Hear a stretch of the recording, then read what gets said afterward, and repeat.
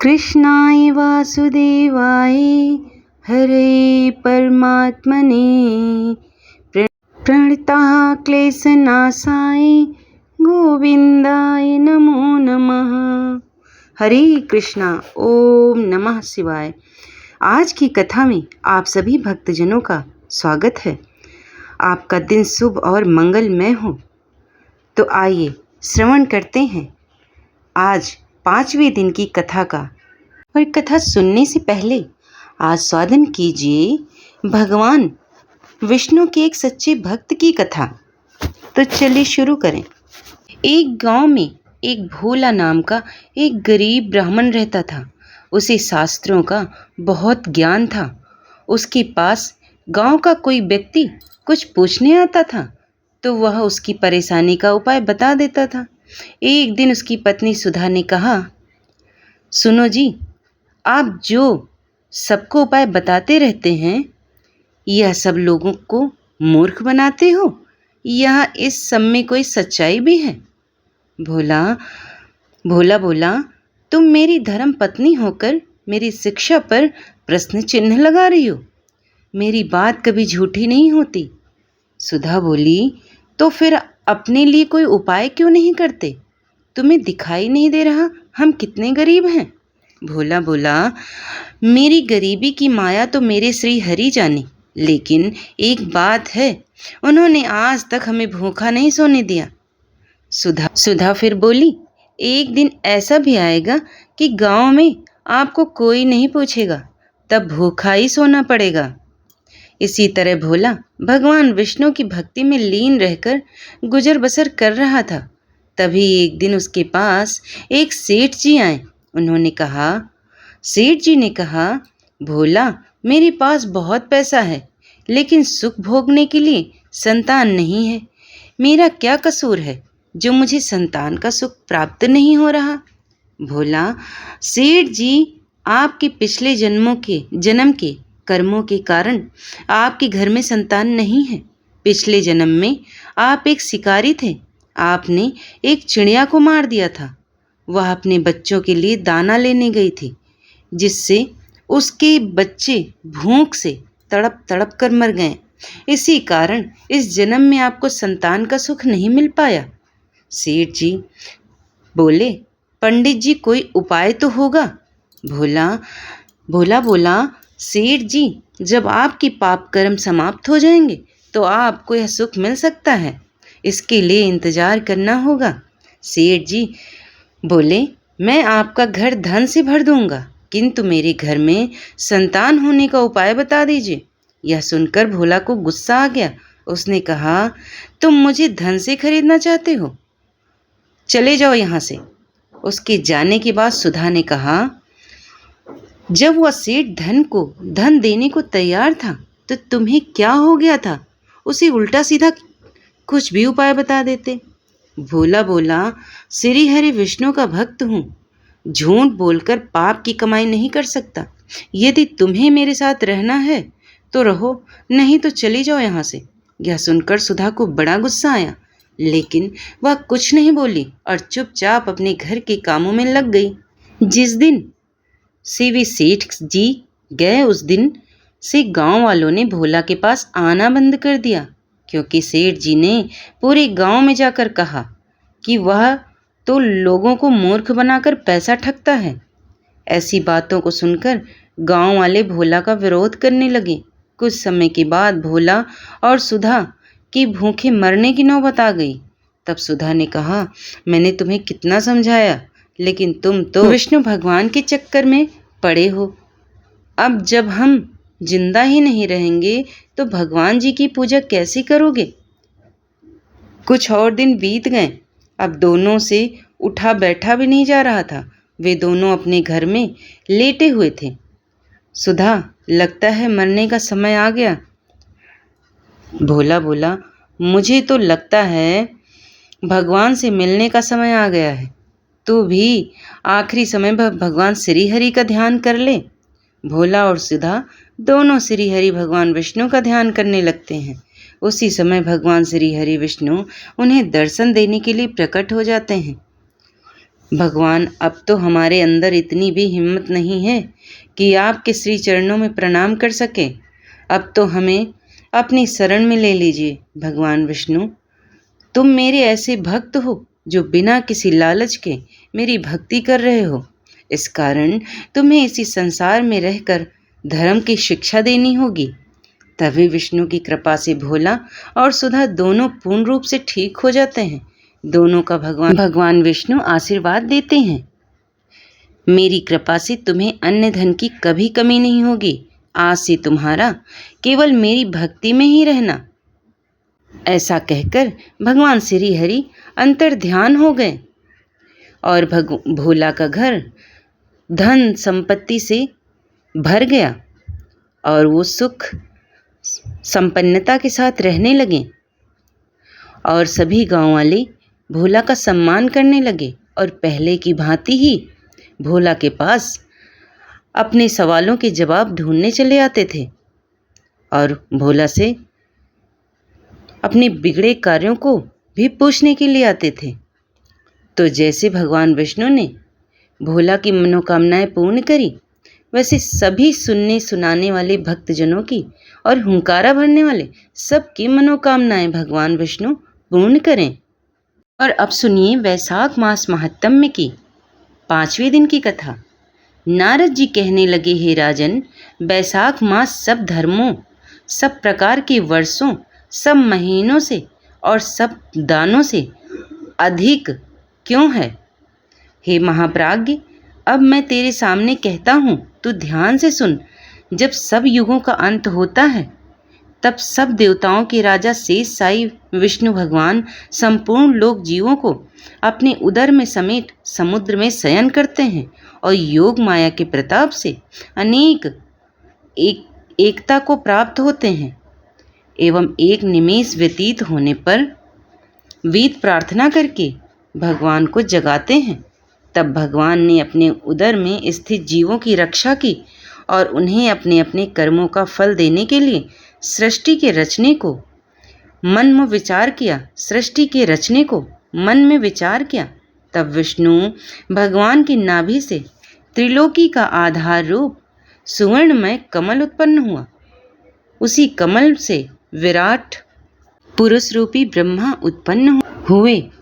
फिर भगवान ने उस विराट पुरुष में 14 भुवन उत्पन्न किए, जिनके भिन्न भिन्न प्रकार के कर्म और आशय हैं। ऐसे अनेकों प्राणियों के समूह रचे फिरसत, रज, तम तीनों गुण प्रकृति, मर्यादा और भुवनों के स्वामी रचे। तत्पश्चात वर्णाश्रम के विभाग करके, धर्म की कल्पना करके, भय चारों वेद, तंत्र, स्मृति, पुराण, इतिहास रचकर धर्म की रक्षा का निमित्त इनके प्रवर्तक ऋषि प्रकट किए। इन ऋषियों ने अलग अलग वर्णों के अलग अलग धर्म प्रवृत्त किए। उन पर संपूर्ण प्रजा रिसिधा करने लगी। संपूर्ण प्रजा अपने अपने आश्रमचितों धर्मों से प्रवृत्त है या नहीं, यह देखने के लिए साक्षात अविनाशी सर्वंतर्यामी भगवान डर दिखाने और परीक्षा के निमित्त आए। प्रजा संपूर्ण धर्मों को किस समय करे, ऐसी भगवान चिंता करने लगे। मैंने वर्षा काल निर्माण किया, इसमें सब प्रजा कीचड़ आदि में फंस दुखी हो रही है, जिसमें सब धर्मों को नहीं कर सकती। यह देख क्रोध उत्पन्न होता है, मन प्रसन्न नहीं, मेरे देखते हुए दुख नहीं पाए, अतएव उन्हें देख। शरत काल में सब खेती में लग रहे हैं, इससे पूर्ण रीति से धर्म नहीं कर सकते। कोई पके फल की अपेक्षा कर रहे हैं, कोई वर्षा से पीड़ित है, कोई शीत से दुखी है, अतएव धर्म नहीं करते। इन्हें देख मुझे रोष उत्पन्न होता। इनकी उल्टी मिट देखकर मुझे संतोष नहीं। हेमंत ऋतु में सर्दी के मारे कोई प्रातःकाल नहीं उठता, सूर्योदय से पहले ना उठते देख मुझे क्रोध उत्पन्न होता है। शिशिर ऋतु में भी प्रातःकाल के समय शीत से पीड़ित रहते हैं तथा फसल पक जाने की प्रतीक्षा करते हैं। फिर जो मनुष्य जाड़े के मारे प्रातःकाल स्नान करने के लिए केवल सोचा ही करते हैं, उनका शुभ कर्म लुप्त हो जाता है, जो कभी पूरा नहीं होता। यह समय प्रेक्षण का नहीं है। ऐसा विचार कर भगवान ने बसंत ऋतु को संपूर्ण पातकों का निवारण करने वाली माना है। यह ऋतु स्नान, दान, यज्ञ, क्रिया, भोग और सब प्रकार के धर्मों का साधन करने के लिए यह ऋतु बड़ी ही अनुकूल है। इस ऋतु में धनवान सब वस्तुओं को बिना प्रयास ही प्राप्त करते हैं। जिस किसी रीति से द्रव्य द्वारा देहधारियों की तुष्टि हो जाए, जो विष्णु भगवान के भरोसे रहने वाले लोगों के धर्म का स्वाधीन द्रव्य है। वसंत ऋतु में संपूर्ण द्रव्य लोगों को सुखदायक देते हैं। दान योग्य, धर्म योग्य और सब कुछ भोगने योग्य निर्धन, लूले, लंगड़े, व्याकुल और महात्माओं को संपूर्ण द्रव्य और जाली सुलभ है। इसमें संशय नहीं है। प्रियजन इन द्रव्यों से अपना हित साधन करते हैं।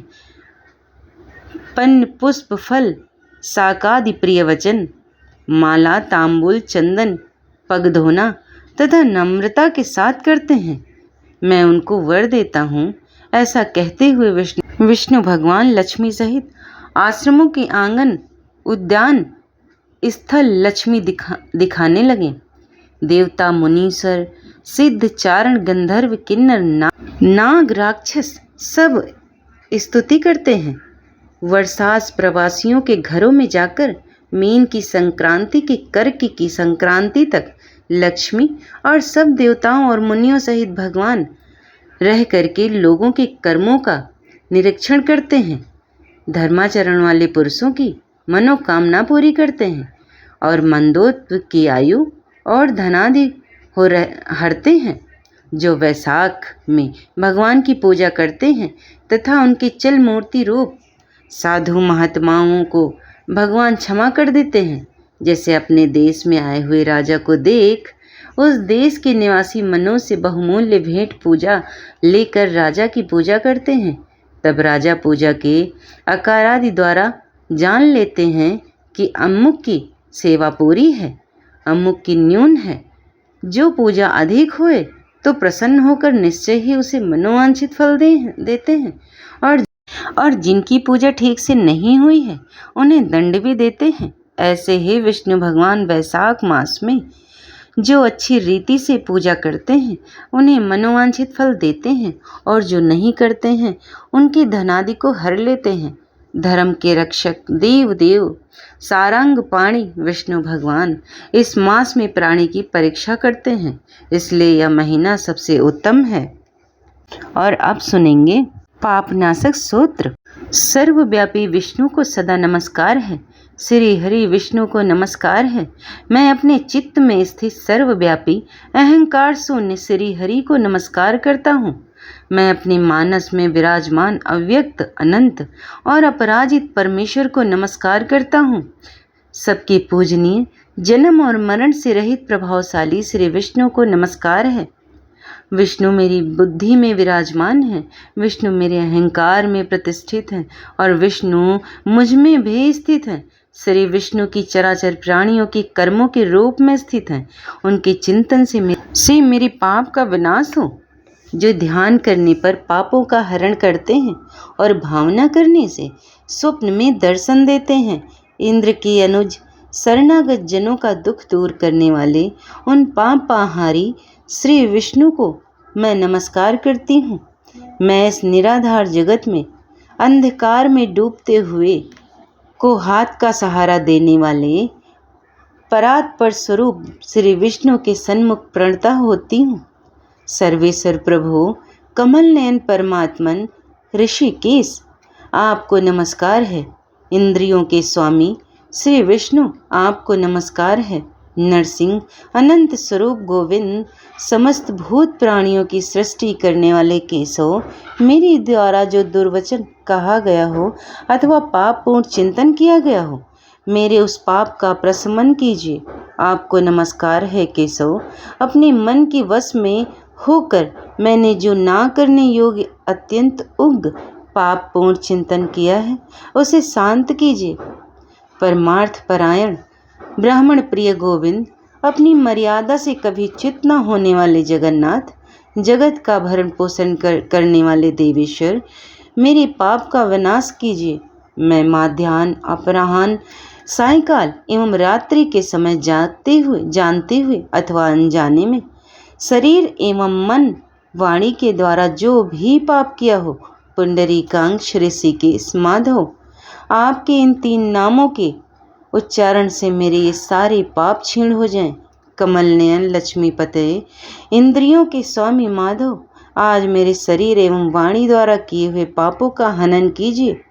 आज मैंने खाते, सोते, खड़े चलते अथवा जागते हुए मन, वाणी और शरीर से जो भी नीच योनि एवं नरक की प्राप्ति कराने वाला सूक्ष्म अथवा स्थूल पाप किया हो, भगवान वासुदेव, आपके नामोच्चारण से वो सब विनष्ट हो जाए। जो परम ब्रह्म, परम धाम और परम पवित्र हैं, उन श्री विष्णु के संकीर्तन से मेरे पाप लुप्त हो जाएं, जिसको प्राप्त होकर ज्ञानी जन पुनः लौट कर नहीं आते। जो गंध, स्पर्श आदि तन मात्राओं से रहित श्री विष्णु का वह परम पद मेरे पापों का शमन करे। जो मनुष्य पापों का विनाश करने वाले स्रोत का पठन अथवा श्रवण करता है, वह शरीर, मन और वाणी जनित समस्त पापों से छूट जाता है एवं समस्त पाप ग्रहों से मुक्त होकर श्री विष्णु के परम पद को प्राप्त होता है। इसलिए किसी भी पाप के हो जाने पर इस स्रोत का जप करें। यह स्रोत पाप समूहों के प्रायश्चित के समान है। कृच्छ आदि कृत करने वाले के लिए यह भी श्रेष्ठ है। स्रोत, जप और व्रत रूप प्रायश्चित से संपूर्ण पाप नष्ट हो जाते हैं। इसलिए भोग और मोक्ष की सिद्धि के लिए इनका अनुष्ठान करना चाहिए। और अब आइए सुनते हैं भगवान विष्णु की पावन पवित्र चालीसा।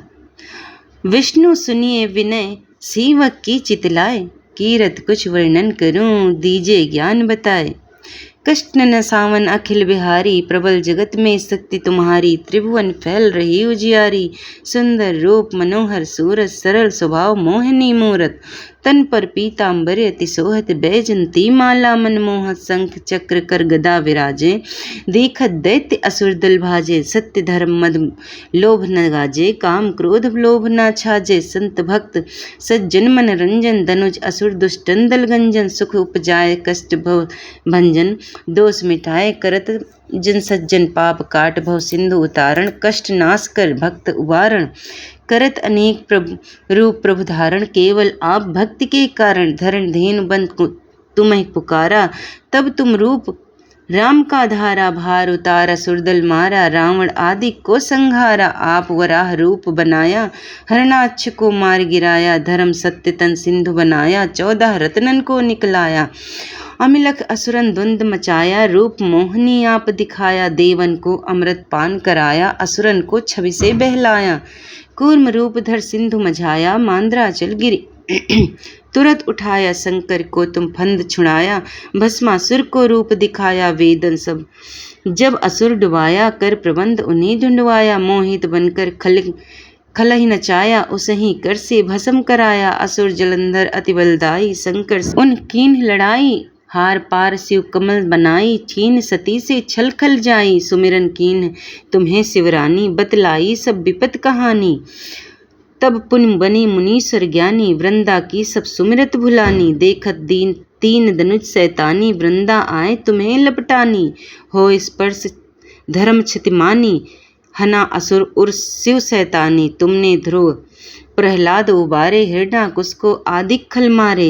गणिका और अजामल तारे, भक्त बहुत भव सिंधु बारे। हरहु सकल संताप हमारे, कृपा करहु हर सिरजनहारे। देखत मैं निज दर्श तुम्हारे, दीन बंधु भक्तन हितकारे। चाहत आपका सेवक दर्शन करहु दया अपनी मधुसूदन। जानू नहीं योग्य जब पूजन होए, यज्ञ स्तुति अनुमोदनशील। दया संतोष सुलक्षण विदित नहीं, व्रत बोध विलक्षण। करहूँ आपका किस विध पूजन, कुमद विलोक होत सुख दुख भीषण। करहूँ प्रणाम कौन विधि सुमिरन, कौन भांति मैं करहूँ समर्पण। सुरमुनि करत सदा सेवकाई, हर्षित राम परम गति पाई। दीन दुखिन पर सदा सहाई, निज जन जान लेव अपनाई। पाप दोष संताप नसाओ, भव बंधन से मुक्त कराओ। सुख संपत्ति दे सुख उपजाओ, निज चरणन का दास बनाओ। निगम सदा ये विनय सुनाए, पढ़े सुने सो जन सुख पावें। अब सुनिए तुलसी जी की आरती। तुलसी महारानी नमो नमो, हरि की पटरानी नमो नमो। धन तुलसी पूरन तप कीन्हो, शालिग्राम बनी पटरानी नमो नमो। तुलसी महारानी नमो नमो, हरि की पटरानी नमो नमो। जाके पन्न मंजर कोमल, श्रीपति कमल चरण लपटानी। तुलसी महारानी नमो नमो, हरि की पटरानी नमो नमो। धूप दीप नैवेद्य आरती, पुष्पन की वर्षा बरसानी। तुलसी महारानी नमो नमो, हरि की पटरानी नमो नमो। 36 व्यंजन बिन तुलसी, हरि एक न मानी। तुलसी महारानी नमो नमो, हरि की पटरानी नमो नमो। सभी